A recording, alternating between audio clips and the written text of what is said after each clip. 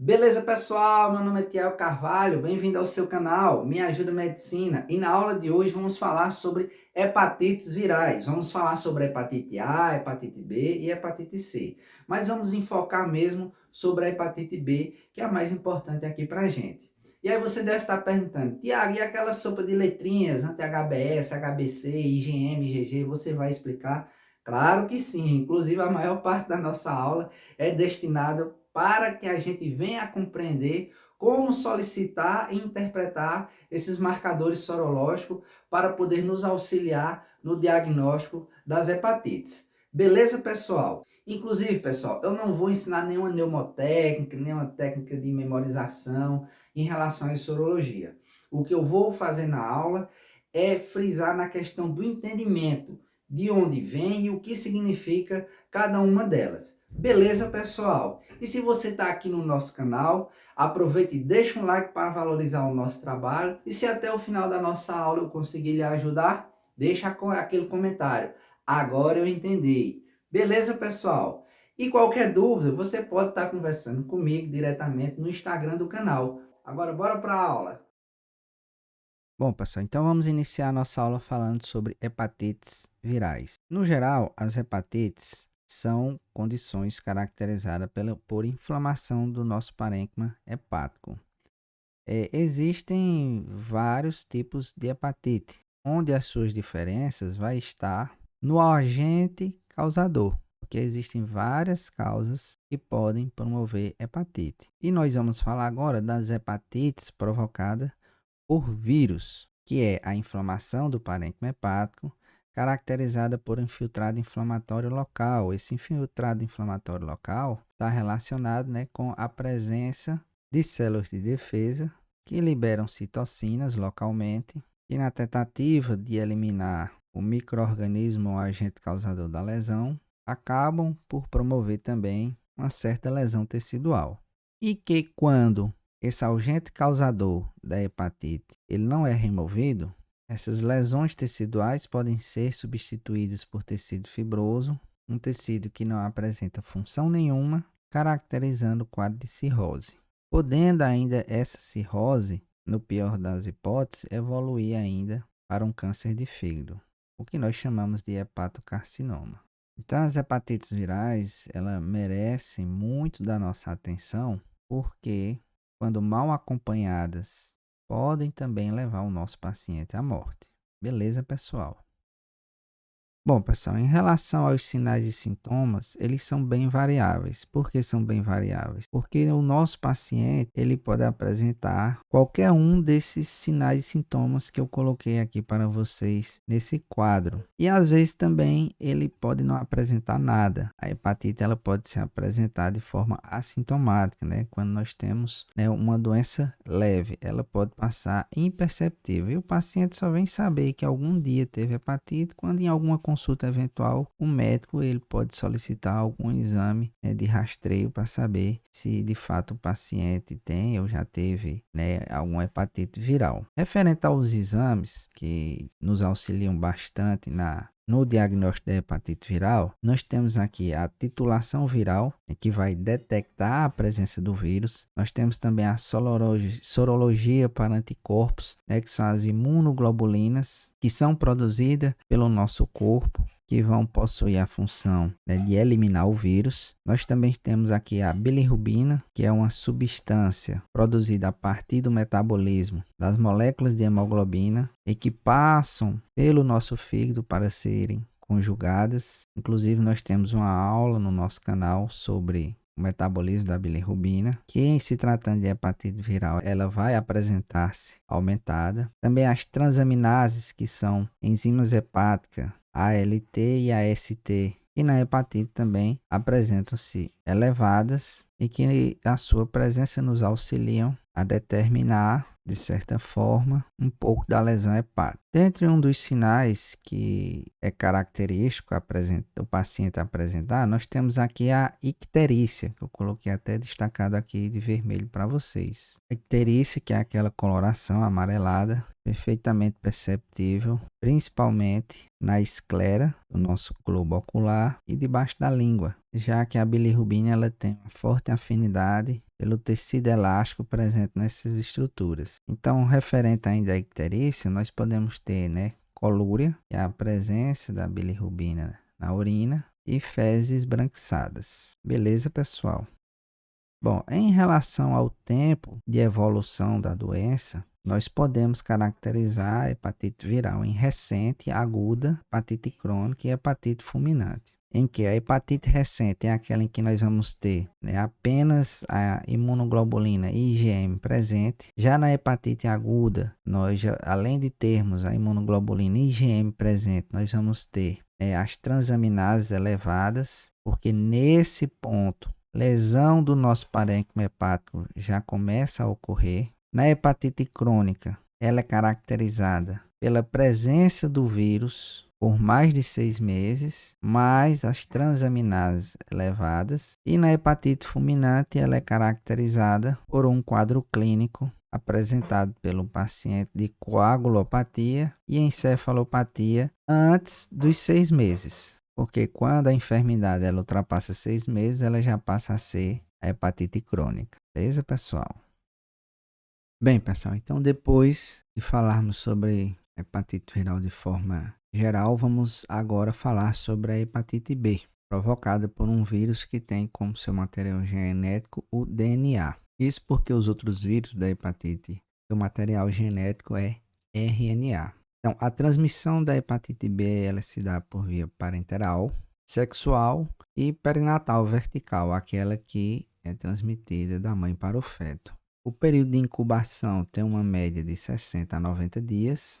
E quanto ao prognóstico, ele até que é favorável, pois nós vamos ter 90% dos pacientes alcançarão a cura, mas infelizmente nós teremos aí uma taxa de aproximadamente 10% dos pacientes em que não alcançarão a cura e que passarão a ter a hepatite crônica. A hepatite crônica, que é caracterizada pela presença do vírus mais de 6 meses. E aí, isso acaba sendo preocupante pelo fato da hepatite B evoluir para uma cirrose ou até mesmo para um hepatocarcinoma. Os sintomas da fase aguda, o paciente pode apresentar febre, anorexia, né, falta de apetite, náuseas, vômito, diarreia, mialgia e mal-estar geral. Os sintomas da fase crônica, o paciente ele pode ser assintomático, ou seja, todos esses sinais e sintomas aqui da fase aguda já podem ter sido controlados e o paciente se encontrar assintomático. Ou então refletir um estágio mais avançado da doença, que serão os casos dos pacientes que irão evoluir para uma cirrose, que pode chegar de 20 a 25% daqueles pacientes em que a doença se tornou crônica. Beleza, pessoal? Bem, gente, então nós acabamos de chegar, eu acho que no ponto mais interessante da aula, que refere-se aos marcadores sorológicos que podem ser solicitados para identificação e acompanhamento dos pacientes suspeitos ou que venham ter hepatite B. Então, pessoal, o que eu vou tentar ensinar para vocês é o entendimento do significado e do surgimento, quando é que aparece, quando é que desaparece, cada uma dessas letrinhas aqui. Beleza, pessoal? Então, vamos lá. Nós temos aqui a estrutura do vírus da hepatite B, que é formado por um envelope lipoproteico, uma segunda camada e um capsídeo que envolve o material genético, e se tratando do vírus da hepatite B, é o DNA, certo? E em alguma das estruturas do vírus, nós temos alguns antígenos. E o que são antígenos, Tiago? Antígeno, pessoal, é tudo aquilo que o nosso corpo identifica como estranho. E por conta disso, ele pode promover uma resposta na tentativa de eliminar esses antígenos. Então, o antígeno ele vai ter o papel de vilão. E se tratando do vírus da hepatite B, nós vamos ter 3 vilões. Nós vamos ter aqui o HBsAg. E o que é que significa HBsAg? Significa antígeno de superfície da hepatite B. Aqui nessa porção mais externa do vírus, nós temos um envelope lipoproteico. E nele, nós vamos ter um antígeno de superfície. que é o HBsAg. Atente, pessoal, para essa siglazinha aqui, o S, que o S vem de superfície, antígeno de superfície, porque o segredo vai estar na gente memorizar essas letrinhas aqui do meio. Nós vamos ter também um segundo antígeno, que se chama antígeno de core da hepatite B, que é o HBcAg. Beleza, pessoal?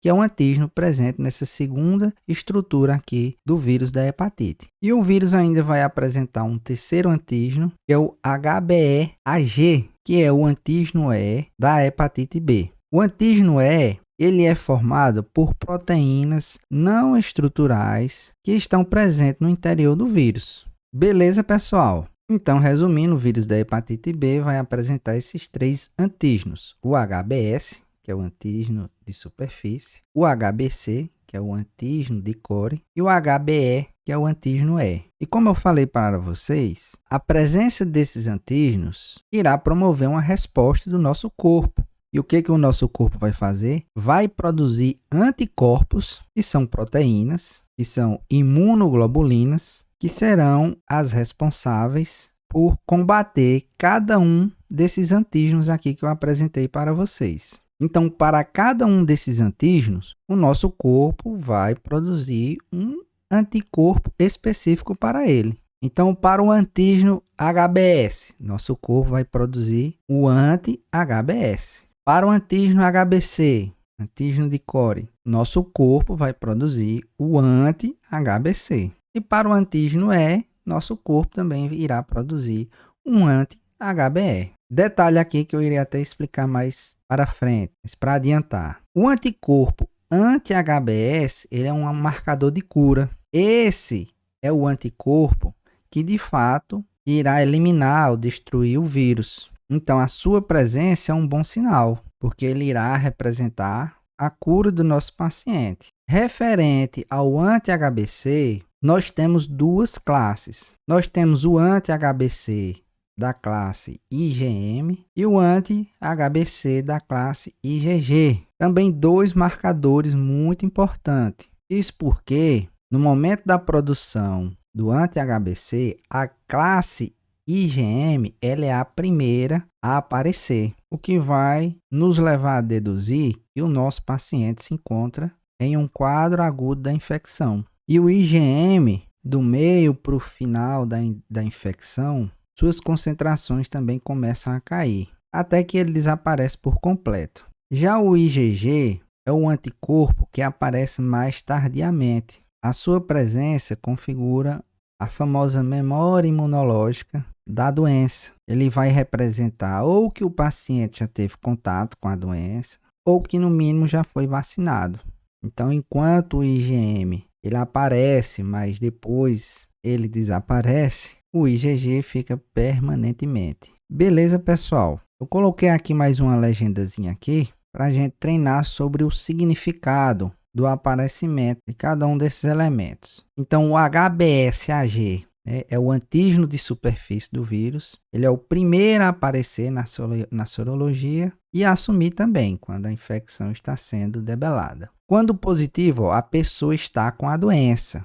Se negativo, pode ser um falso negativo por conta da janela imunológica. Às vezes, pessoal, a pessoa está com o vírus, mas a depender do período em que o exame foi coletado, se foi bem no início da doença ou mais para o finalzinho, quando a carga viral está baixa, o HBsAg ele pode não ser detectado no exame, mas a sua presença de fato nos diz que o vírus está presente. Já o antígeno HBsAg, ele é um antígeno intracelular e, no geral, ele fica indetectável no soro. Mas o importante, necessariamente, do antígeno HBc não é nem ele próprio, já que ele é quase indetectável no soro, mas sim a presença dos anticorpos que irão ser produzidos por conta da presença do antígeno HBc. Reforçando mais uma vez, porque os anticorpos HBc,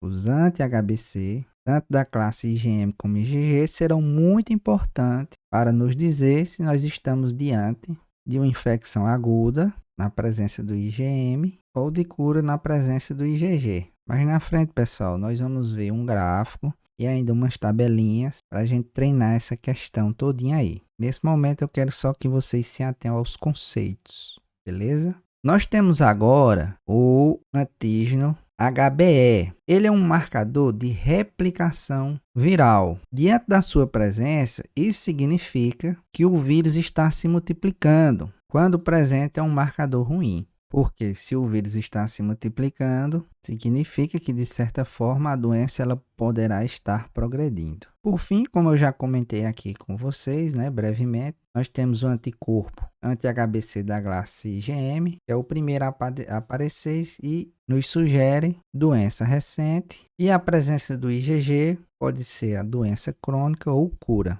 Beleza, pessoal?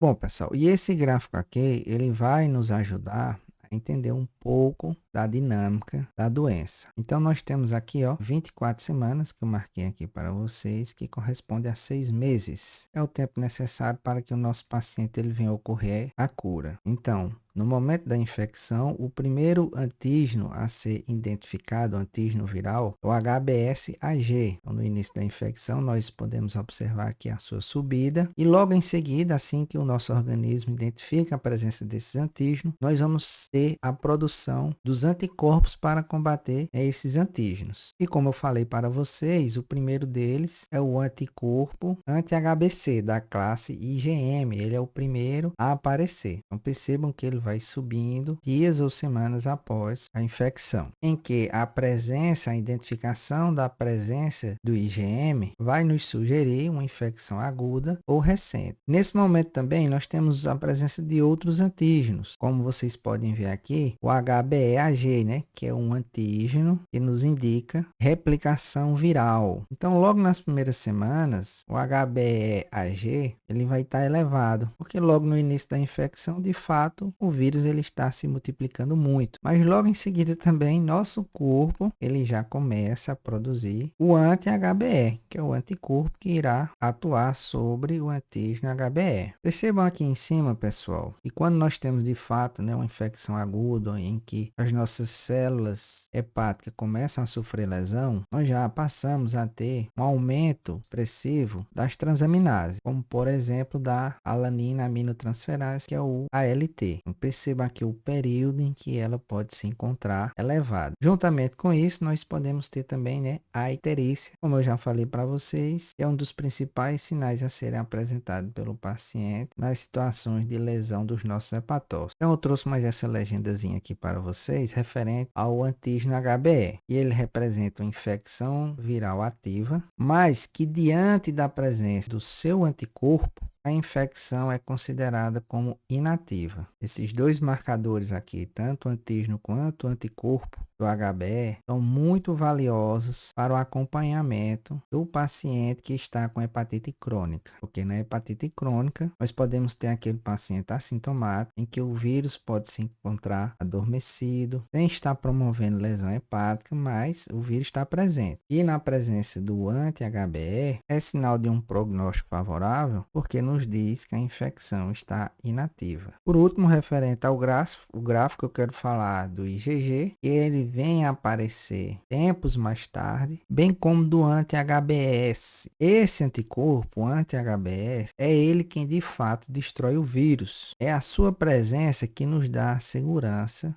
de que o nosso paciente de fato está curado. Mas como vocês podem ver aqui no gráfico, ele demora bastante tempo para aparecer. Isso é o que nós chamamos também de janela imunológica. É um período pelo qual esse anticorpo aqui ele não é detectado. Mas diante da sua presença, nós podemos dizer que o paciente está de fato curado. Beleza, pessoal? Agora eu vou mostrar uma tabelinha para a gente poder finalizar esse tópico da sorologia. Bom, pessoal, então tá aqui, ó, possíveis possibilidades. Aí tá aqui, infecção aguda, infecção crônica, cura, passível de infecção, imunidade por infecção ou vacina. Vamos ver aqui. Então, na infecção aguda, duas coisas que vai nos dizer que esse paciente está com o vírus da hepatite B é a presença do antígeno HBs, dando positivo, mais o anticorpo anti-HBC da classe IgM, porque ele é o primeiro a aparecer. E ele só vai aparecer de fato se o paciente estiver portando o vírus. Beleza, pessoal? O anti-HBs, ele vai dar negativo, porque como a gente viu no gráfico anterior, ele só vai aparecer lá no final. Só vai ser possível a sua detecção no final. Referente ao anticorpo anti-HBC da classe IgG, dependendo do momento em que a sorologia ela é feita, ele pode dar positivo ou negativo, porque ele só aparece mais tardiamente. Então, se a doença ainda estiver no seu início, o IgG vai dar negativo. Mas lembrando, o antígeno HBs vai dar positivo e também o IgM. Na infecção crônica, o que, que nós podemos encontrar? Nós vamos encontrar o HBsAg positivo, isso transcorrido um período de mais de 6 meses. O IgG também vai dar positivo, mas o IgM vai dar negativo, porque ele sobe no início da infecção e desce do meio para o fim. Se bem que se tratando de infecção crônica, a infecção nós não tivemos o sucesso da cura. O vírus, por algum motivo, conseguiu driblar todos os mecanismos de defesa do nosso corpo e conseguiu se manter ativo. E em relação ao anticorpo anti-HBs, esse também vai estar negativo, porque na sua presença, repetindo, é sinal de cura. Bom, na cura, o que é que nós vamos encontrar na cura? O antígeno HBs de superfície, ele vai dar negativo, e os anticorpos da classe IgG vai estar presente, positivo, e o anti-HBs também vai estar positivo. É ele quem de fato destrói o vírus. E quando a gente pede um exame que a gente tem o antígeno de superfície negativo e os anticorpos anti-HBs e anti-HBC negativo, esse é aquele paciente que nunca nem viu o vírus. Nem viu o vírus e nem tomou vacina. Beleza, pessoal? Então vai dar tudo negativo. E os pacientes que já conferiram imunidade, tanto por contato com o vírus, quanto através de vacinação, como é que a gente pode pegar o resultado dos exames desse paciente? O antígeno de superfície, ele vai dar negativo, e o anticorpo HBC da classe IgG, que esse é o que nós vamos procurar, né? A classe IgG, porque ele é o que confere a memória imunológica. Se o paciente pegou a infecção no passado, vai dar positivo. Mas se o paciente ele foi vacinado, o IgG ele vai dar negativo. Por quê? Porque a vacina ela é produzida com partículas extraídas do antígeno de superfície, do HBs. Então, o que o nosso corpo vai passar a produzir vai ser o anticorpo anti-HBs, no caso da imunidade adquirida através das vacinas. Então, o anti-HBs é o que vai dar positivo. O IgG só vai dar positivo se ele tiver tido a infecção, né? Adquirida a imunidade por contato direto com o vírus. Beleza, pessoal? Espero que essa parte aí tenha ficado clara. E particularmente, para mim foi algo muito difícil de aprender, mas nada que um final de semana de estudo e pesquisa não resolvesse. Então, espero que tenha ficado clara essa parte aí. Se não ficou, deixa aí algum comentário aí que a gente possa estar conversando e esclarecendo a dúvida de vocês. E agora, pessoal, nós vamos falar do tratamento da hepatite B. Bom, o tratamento, quando a doença se encontra na sua fase aguda, a princípio é só suporte clínico e sintomático. Não se usa nenhum tipo de antiviral que impeça a multiplicação do vírus. Os antivirais só está indicado em quadros fulminantes, ou seja, naqueles em que o paciente ele evolui com um quadro de coagulopatia e encefalopatia. No mais, a gente vai tratando aquele que o paciente vier sentindo, porque a doença, de fato, ela é combatida através do nosso sistema imunológico. Mas, infelizmente, como nós vimos, 10% dos nossos pacientes, aproximadamente, correm o risco de evoluir para hepatite crônica. E o objetivo do tratamento nesse caso vai estar focado na redução do risco da progressão da doença, onde nós vamos tentar evitar ao máximo o aparecimento de cirrose, do hepatocarcinoma e da morte de nosso paciente. Então é de fundamental importância o acompanhamento periódico desse nosso paciente, onde será monitorado a replicação viral, onde iremos analisar a carga viral através da presença do DNA viral e a presença do HBeAg, já que sua presença reflete a replicação viral, ou seja, demonstra que o nosso vírus está ativo.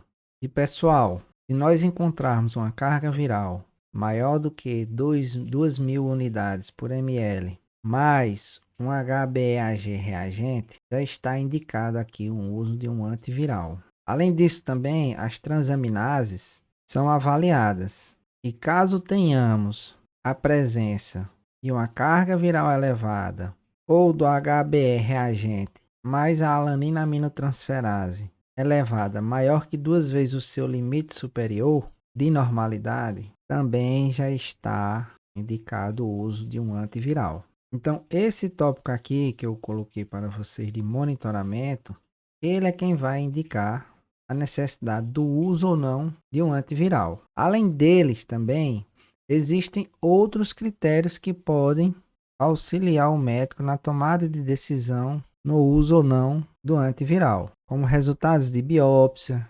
elastografia, com infecção por outros vírus da hepatite, como o vírus da hepatite C, ou o próprio vírus da hepatite B, um novo contato, hepatite aguda grave, manifestações extrahepáticas, reativação da hepatite B e cirrose. Então, tudo isso aqui vão auxiliar o médico nessa tomada de decisão. E o que podemos utilizar como medicação? Nós temos duas classes. Nós temos os moduladores imunológicos, representados pela alfa-interferona pegilada, e antivirais, como o tenofovir e o entecavir. Como primeira linha de escolha, nós devemos escolher o tenofovir, sendo administrada 300 mg por dia. Mas atenção, pacientes que apresentarem doenças metabólicas ósseas, função renal alterada ou presença de cirrose, o tenofovir pode ser contraindicado, sendo substituído dessa forma pelo entecavir. Beleza, pessoal? E o nosso objetivo no tratamento vai ser a negativação da carga viral, um HBeAg negativo, ou a ocorrência de uma soroconversão do HBsAg para o anti-HBsAg, que é o anticorpo indicativo de cura. Então, esses parâmetros aqui, eles são avaliados periodicamente nos pacientes de hepatite crônica para que a gente impeça a progressão da doença, para que a gente impeça a ocorrência de uma cirrose, hepatocarcinoma e que o nosso paciente venha à morte por conta disso. Mas, infelizmente, quadros crônicos, menos de 10% de nossos pacientes alcançam a cura definitiva, sendo a hepatite B uma das doenças que levam nossos pacientes a se encontrarem nas filas de transplante hepático. Beleza, pessoal? Agora vamos falar sobre a hepatite A. Bem, aqui é mais rápido. A hepatite A é um vírus RNA, é um vírus que é resistente ao calor, ao ácido e ao éter. Fervura de 1 minuto ou contato com cloro pode inativar o vírus. Nós temos a forma ictérica em 70% dos adultos, em relação às crianças apenas 10%, pois a maioria das crianças irão apresentar a forma anictérica. O período de incubação ele tem uma média de 30 dias. A transmissão do vírus é fecal oral. Uma vez a pessoa infectada com o vírus ele é eliminado na bilis. E a bilis, por sua vez, é eliminada nas nossas fezes, contendo o vírus. E é através da má higienização e da ingesta de alimentos contaminados que nós vamos adquirir a hepatite A. Mas, felizmente, o prognóstico ele é excelente, pois na hepatite A nós temos a recuperação completa. Apenas menos de 1% podem evoluir para uma hepatite fulminante. O nosso paciente vai apresentar quadro de coagulopatia e encefalopatia. O tratamento não existe a necessidade da utilização de nenhum antiviral. O tratamento é de suporte. Aquilo que o paciente vier sentindo, a gente vai passar uma medicação específica para aquilo. Beleza, pessoal? Vamos aqui para o gráfico da hepatite A. A hepatite A é mais simples. Nós temos aqui a contaminação do indivíduo pelo vírus. Como exames, nós podemos solicitar o anticorpo IgM e o IgG. Né? Quando o IgM positivo significa infecção recente ou aguda, e na presença do IgG, a cura definitiva. Então, as transaminases também podem estar alteradas, bem como podemos ter também a presença da icterícia, principalmente em 70% dos adultos. Mas, felizmente, a doença é de remissão completa e seu tempo também de permanência é bem mais curto do que o da hepatite B, como nós podemos ver aqui pelo gráfico. Beleza, pessoal? Vamos falar agora rapidamente também da hepatite C. Bom, pessoal, vírus da hepatite C. Ele é um vírus RNA. Seu período de incubação possui uma média de 50 dias. A transmissão ela pode ser parenteral, sendo a forma transfusional a maior forma de contaminação. Pode ocorrer ainda de 1 a 5% pela via sexual e vertical, que é a transmissão que ocorre da mãe para o feto. Mas essas duas vias são pouco frequentes. O prognóstico não é muito bom, já que a tendência de cronicidade é de 85%. As chances de ocorrência de uma hepatite fulminante ela é menor que 0,1%, pelo menos isso, né, pessoal? Já que boa parte dos nossos pacientes irão evoluir para a forma crônica da doença. O tratamento é de suporte e antiviral. Nós vamos ver alguns detalhes sobre ele agora.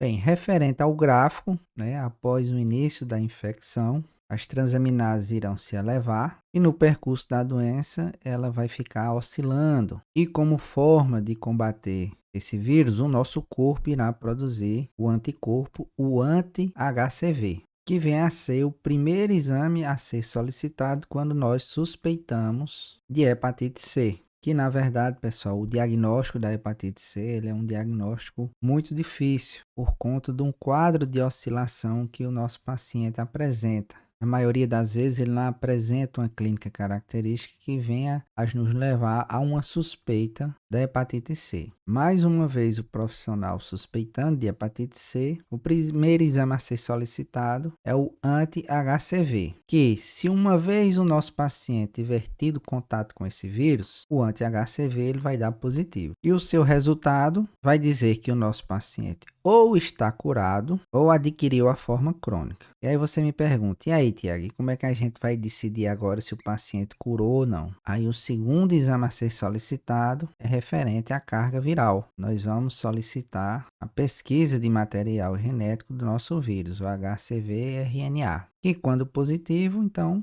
realmente nos diz que o vírus está presente. Beleza, pessoal? É importante nos atentarmos que na evolução da hepatite C crônica, o paciente ele pode vir a ter manifestações sistêmicas, cirrose e hepatocarcinoma, sendo também essa doença uma das causas de transplante hepático. E nós vamos tratar a doença a utilização de um antiviral. Existem várias classes de antivirais para a hepatite C, sendo importante a realização do genótipo viral para determinar o tipo de vírus. E para cada genotipo específico do vírus, vai existir um antiviral específico. O tratamento com antiviral ele está indicado para os pacientes que foram classificados com a doença de moderada a grave, levando-se em consideração o score Metavir. Então, pacientes com Metavir igual ou maior que F2, nosso paciente já é considerado como moderado e a terapia antiviral já pode ser utilizada com ele. Metavir é um score que vai classificar o grau de fibrose que o fígado desse paciente se encontra.